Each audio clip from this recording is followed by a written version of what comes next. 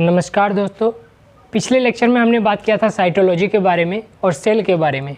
ठीक है, साइटोलॉजी क्या होता था? दो शब्दों से मिलकर बना होता था, साइटो प्लस लॉजी से मिलकर बना था। और सेल के बारे में भी हमने जान चुका है कि सेल क्या होता है। और फिर हमने 3 वैज्ञानिकों का नाम भी बताए थे आपको, मतलब मृत कोशिका की खोज किसने की है, मतलब डेड सेल की खोज किसने की है। फिर उसके बाद बताया था कि जीवित कोशिका मतलब लिविंग सेल की खोज किसने की है, और केंद्रक की खोज न्यूक्लियस की खोज किसने की है। इन सभी को हमने आपको बता दिया था। और हमने डिफाइनिंग फीचर के बारे में बात कर रहे थे कि डिफाइनिंग फीचर क्या होता है। तो डिफाइनिंग फीचर क्या होता है, हम बताए थे आपको कि सजीवों का एक विशिष्ट लक्षण होता है जिसको कोशिका बोला जाता है। कोशिका ही एक सजीवों का विशिष्ट लक्षण होता है। तो इसी के आगे की कड़ी में हम जानेंगे, ठीक है, कि कोशिका क्या होता है, सजीवों का एक विशिष्ट लक्षण होता है। तो हम बोलेंगे डिफाइनिंग फीचर। डिफाइनिंग फीचर क्या है? एक लिविंग सेल है ना, लिविंग सेल सजीवों का एक विशिष्ट लक्षण होता है। क्या? कोशिका। इसी के आधार पर हम देखेंगे कि यूनिसेलुलर और मल्टीसेलुलर क्या होता है। मतलब कोई शरीर अगर एक कोशिका से मिलकर बना है ना, कोई शरीर अगर एक कोशिका से मिलकर बना है तो वो क्या होगा? यूनिसेलुलर होगा। क्या होगा? यूनिसेलुलर होगा। ठीक है, तो यहाँ पे हम देखेंगे यूनिसेलुलर क्या होता है। यूनिसेलुलर क्या होता है? तो हम बोलेंगे single cell is made up of is called क्या बोल देंगे? यूनिसेलुलर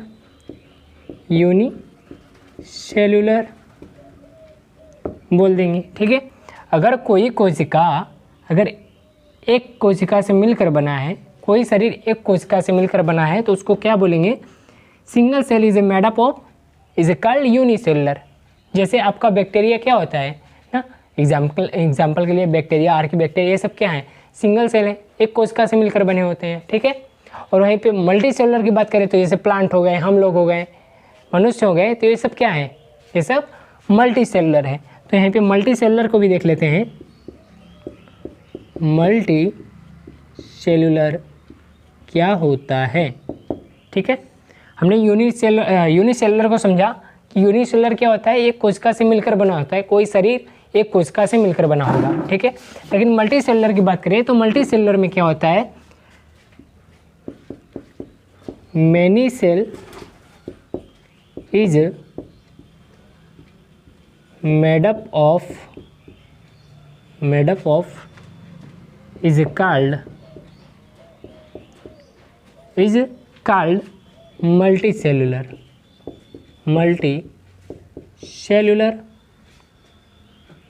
ठीक, मतलब एक से अधिक ना, 2 या 2 से अधिक हो सकता है ना। अगर एक से अधिक कोशिकाओं से मिलकर शरीर का निर्माण हो रहा है तो उसको हम बोलेंगे multicellular. Many cell is a made up of is called multicellular, मतलब बहुत सारी कोशिकाओं से मिलकर बन रहा है। जैसे एग्जाम्पल अगर यहाँ हम लिखना चाहें तो यहाँ पे क्या हो जाएगा? बैक्टीरिया हो जाएगा ना, बैक्टीरिया हो जाएगा।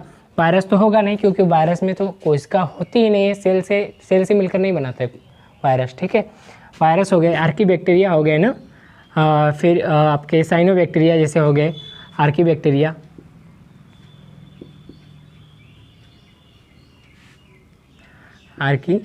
बैक्टीरिया हो गए। ये सब क्या है? ये सब हैं यूनिसेलुलर हैं ना, यूनिसेलुलर बोलते हैं ना, यूनिसेलुलर बोला जाता है इनको। ठीक है, और मल्टी सेलुलर की बात करें तो मल्टी सेलुलर में एग्जांपल क्या हो जाएगा? प्लांट सेल हो गए। ठीक है, एनिमल सेल, मतलब अपने बिरादरी की बात कर लें ना, एनिमल सेल में हम लोग भी आ जाएंगे। और ह्यूमन सेल की बात करें तो ये सब क्या है? एक तरीके से ये सब मल्टी सेलुलर है ना, ये एक से अधिक कोशिकाओं से मिलकर बने होते हैं। ठीक है, इतना चीज़ हमने समझ लिया कि यूनिसेलुलर क्या होता है, मल्टीसेलुलर क्या होता है।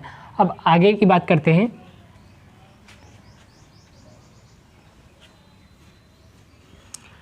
अब हम बात करेंगे सेल थियरी के बारे में कि सेल थियरी क्या होता है ना, ठीक है। सेल थियरी क्या होता है इसके बारे में बात करेंगे। सेल थियरी क्या होता है ना, ठीक है। सेल थियरी क्या होता है इसके बारे में बात करेंगे हम, सेल थियरी के बारे में। तो आपको सबसे पहले बता दें, cell theory is given by Schleiden and Schwann, मतलब स्लाइडेन ने और स्वान ने सेल थियरी दिया था, ठीक है। कब दिया था? 1838 ईस्वी में और 1839 ईस्वी में दिया था, ठीक है। इसमें सबसे पहले हम बात करेंगे स्क्लेडेन की ना, किसकी बात करेंगे? स्क्लेडेन की। तो स्क्लेडेन एक जर्मन साइंटिस्ट थे, ठीक है। एक जर्मन साइंटिस्ट थे जो कि बॉटनिस्ट थे ना, ठीक है, बॉटनिस्ट थे। और उन्होंने प्लांट सेल को जब ऑब्जर्व किया, जब देखा, तो उन्होंने बताया कि जो प्लांट सेल है ये एक कोशिका से मिलकर नहीं बना है, बहुत सारी कोशिकाओं से मिलकर बना है। और पीछे हम बात किए थे मल्टी सेलुलर में एग्जाम्पल क्या आया था? प्लांट सेल आया था। तो हम बात कर रहे हैं प्लांट सेल की, तो प्लांट सेल एक कोशिका से मिलकर तो बना नहीं है, बहुत सारी कोशिका से मिलकर बना है। तो जो स्क्लेडेन साहब थे उन्होंने भी यही देखा कि जो पादप कोशिका है एक कोशिका से मिलकर नहीं बना है, बहुत सारी कोशिका से मिलकर बना है। और बहुत सारी कोशिकाओं के ग्रुप को हम क्या बोलते हैं? टिश्यू बोलते हैं। तो उन्होंने बताया कि ये टिश्यू का निर्माण भी कर रहे हैं, जो प्लांट सेल है टिश्यू का भी निर्माण कर रहे हैं ना, ठीक है। तो यहाँ पे हम लिखेंगे, यहाँ पे हम लिखेंगे कब किया था?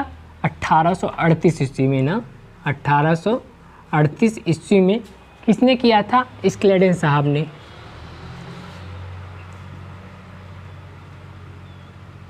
स्क्लेडेन साहब ने किया था।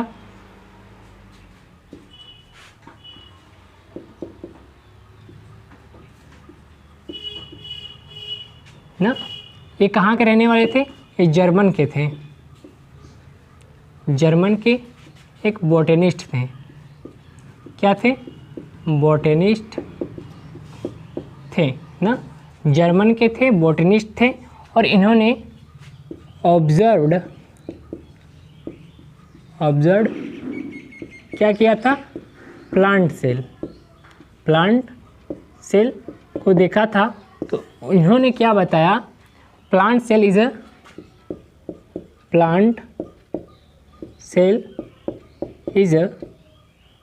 मेड अप ऑफ, बहुत सारी कोशिकाओं से मिलकर बना था,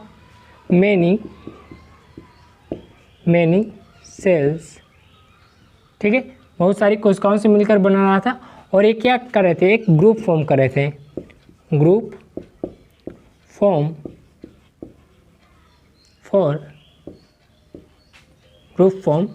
इज कॉल्ड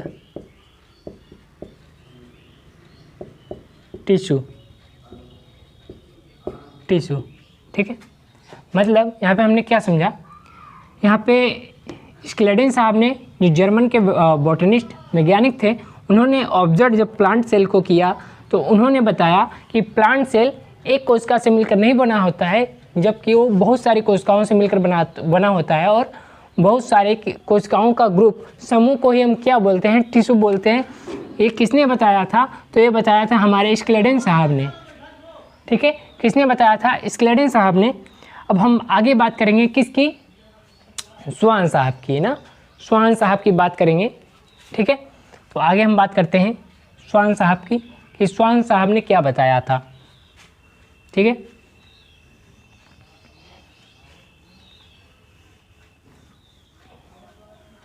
हाँ, आगे देखते हैं स्वान साहब ने क्या बताया था।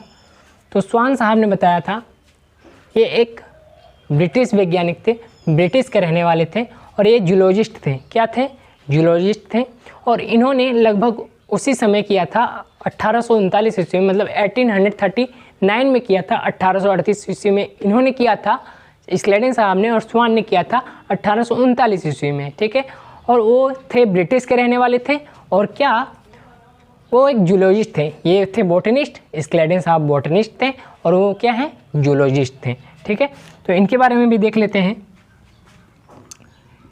1839 में किया था। ठीक है, सेल थ्योरी दिया था और कहाँ के रहने वाले थे, ब्रिटिश के ना। कौन थे भैया, स्वान जो वैज्ञानिक हैं हमारे, वो कहाँ के रहने वाले थे, ब्रिटिश के रहने वाले थे। और क्या थे, बॉटनिस्ट थे कि जूलॉजिस्ट। बॉटनिस्ट कौन थे, स्क्लेडेन साहब, ये क्या हैं, जूलॉजिस्ट हैं, जूलॉजिस्ट। ठीक है भैया, जूलॉजिस्ट थे। इतना चीज़ समझ में आ रहा है। अब आगे देखते हैं, कब किया था, 1839 ईस्वी में किया था इन्होंने। अब जाहिर सी बात है, वो बॉटनिस्ट थे तो प्लांट सेल के अध्ययन किए थे और ये जूलॉजिस्ट हैं तो किसका अध्ययन करेंगे, एनिमल सेल का। ठीक है, ऑब्जर्व्ड क्या किए थे भैया, एनिमल सेल के बारे में, एनिमल सेल का ऑब्जर्व किए थे। तो इन्होंने देखा ना, इन्होंने क्या देखा, इन्होंने देखा कि एनिमल सेल में, एनिमल सेल के अंदर जो आवरण पाया जा रहा है उसमें आपका सेल मेम्ब्रेन, ठीक है, जिसको हम प्लाज्मा मेम्ब्रेन भी बोलते हैं, प्लाज्मा मेम्ब्रेन। ठीक है, सेल मेम्ब्रेन बोल दे या फिर प्लाज्मा मेम्ब्रेन बोल दे, बात एक ही है ना। ठीक है, यहाँ पर जो आवरण पाया जाता था एनिमल सेल में, जो कोशिका पाई जाती थी, cell membrane plasma membrane present था। यहाँ तक बात डन, यहाँ तक तो ठीक था। फिर उनका मन किया कि चलते हैं देखते हैं प्लांट सेल में क्या दिखाई देता है, प्लांट के बारे में भी देख लेते हैं। तो जब उन्होंने ऑब्जर्व किया, ठीक है, किसका, प्लांट सेल को देखा, किसने देखा, जूलॉजिस्ट ब्रिटिश के रहने वाले स्वान साहब ने देखा ना। ऑब्जर्व प्लांट सेल को जब देखा तो वहाँ पर इन्होंने देखा प्लांट सेल में क्या देखा, सेल मेम्ब्रेन ना, ऐसे लिख देते हैं, सेल मेम्ब्रेन ना, सेल मेम्ब्रेन और फिर प्लाज्मा मेम्ब्रेन, मतलब PM ना, सेल मेम्ब्रेन देखा और प्लाज्मा मेम्ब्रेन। उसमें किसमें, प्लांट सेल में तो था ही, सेल मेम्ब्रेन भी था और प्लाज्मा मेम्ब्रेन भी था ना, मतलब सेल मेम्ब्रेन प्लाज्मा मेम्ब्रेन तो था ही, और उसके अलावा एक चीज़ मिल रहा था जिसको बोल रहे थे हम सेल वॉल। वहाँ पे एक चीज़ और मिल रहा था, एक्स्ट्रा चीज़ जो हो रहा था, सेल वॉल ना। अब यहाँ पे एक चीज़ समझना, सेल वॉल जो कि एनिमल सेल में, सेल वॉल क्या होता है, एब्सेंट होता है ना, माइनस का चिन्ह है, मतलब एब्सेंट होता है। और प्लांट सेल में क्या होता है, तो प्लस का चिन्ह मार दे रहे हैं यहाँ पे, मतलब प्रेजेंट होता है ना। सेल वॉल, यहाँ पे सेल वॉल एब्सेंट होता है, यहाँ पे सेल वॉल प्रेजेंट होता है। ठीक है, CW का मतलब सेल वॉल, समझ जाना, सेल वॉल। ठीक है, यही बात किए थे हमारे स्लाइडेन साहब और स्वान साहब ने। तो स्वान साहब ने बताया, क्या बताया, जब इन्होंने एनिमल सेल को देखा तो उसमें सेल मेम्ब्रेन मतलब प्लाज्मा मेम्ब्रेन उपस्थित था, पाया जा रहा था। जब इनका मन किया कि प्लांट सेल को भी देख लेते हैं, तो प्लांट सेल को जब देखा तो प्लांट सेल में सेल मेम्ब्रेन प्लाज्मा मेम्ब्रेन तो था ही, उसमें सेल मेम्ब्रेन प्लाज्मा मेम्ब्रेन था। उसके अलावा एक चीज़ और मिल रहा था, सेल वॉल, जो कि सेल वॉल किस में नहीं मिल रहा था, एनिमल सेल में नहीं मिल रहा था, और प्लांट सेल में सेल मेम्ब्रेन उपस्थित मतलब मिल रहा था ना। यही चीज़ बताया है सेल थ्योरी के बारे में। ठीक है, तो हम आशा करते हैं कि आपको सेल थ्योरी समझ में आया होगा। ठीक है, अब अगले लेक्चर में हम अगले टॉपिक की बात करेंगे। तब तक के लिए जय हिंद, वंदे मातरम, जय भारत माता।